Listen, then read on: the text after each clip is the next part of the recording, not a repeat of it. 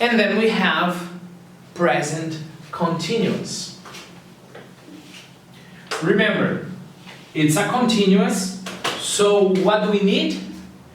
Very good, guys, you are fantastic. I need verb to be. And the verb to be is in the present because it's present continuous. But verb to be is connected most of the time with ing form. So I need a verb in the ing form. Okay? Guys, what I'm going to tell you has some exceptions, and of course in the future it's worth looking at them. But for now, imagine if we are going to draw a timeline here for the present continuous, there is not going to be a timeline. There is just going to be the action now, the action that is happening in this exact moment, right? It's not important if the action has been happening for 24 hours, right? Because if it is important that the action has been happening for 24 hours, then guess what? I'm going to use present perfect continuous and not present continuous, right? So the idea is we use it to talk about something in progress. Okay, that seems simple enough, but I would like to warn you guys. Why? Because Brazilians overuse it a lot. Because Portuguese is a language that likes to use continuous in many occasions where English doesn't like to do so, right?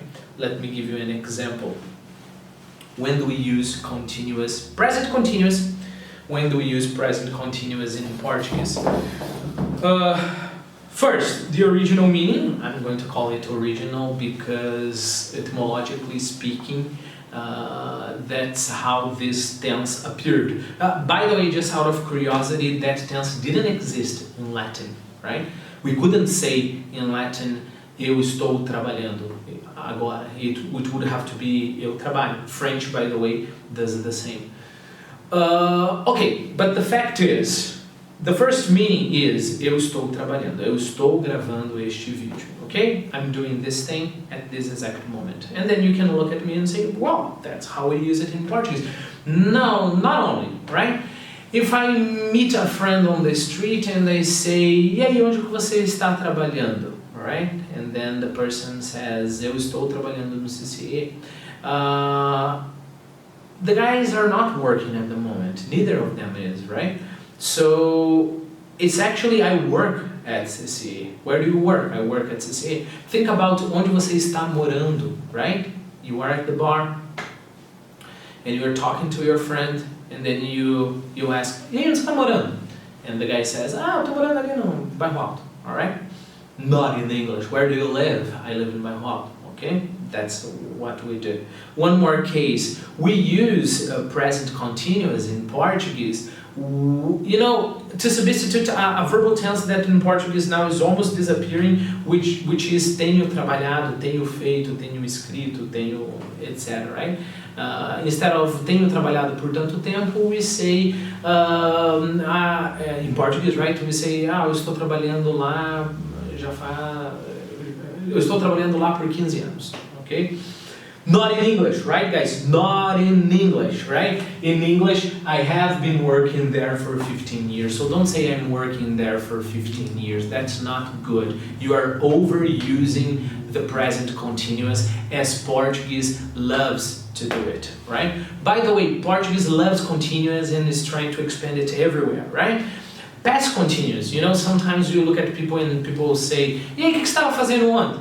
Ontem eu estava assistindo filme. Not in English, right? In English, what did you do yesterday? Yesterday, I watched a movie, right? So not only Portuguese uses the original meaning, o que você estava fazendo quando a chuva começou, right? Portuguese also uses it just to emphasize long stuff, right? Okay. Not only, and and this is actually, how can I say, this is a tendency, a huge tendency, Portuguese from Brazil, because Portuguese from Portugal doesn't do that as often as we do. We have this huge tendency to start, expanding continuous everywhere, right? Continuous is conquering everything, right? Maybe in 2,000 years, all the verbal tenses will be continuous in Portuguese, right? Another example is, of course, our telemarketing operators and some, some other people who want to sell you a credit card, right? So they call you and say, Senhor, nós estaremos ligando e estaremos agendando uma consulta para o senhor estar contratando, right? So think about it. Why do we do that, right? Or why do some people do that, right? We could say just agendaremos, faremos, right? That it's simpler. Or even, it would be better, much better to say a gente vai ligar. There's no problem with a gente vai ligar. It's a little bit more informal, but there's no problem, right? A gente vai ligar, o senhor vai contratar, etc, etc, right? So why do we say nós estaremos ligando, estaremos entrando em contato? Because we want to sound fancy.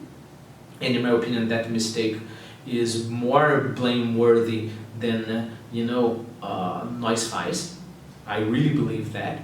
And because English has this big tendency, Portuguese has this big tendency to expand continuous everywhere.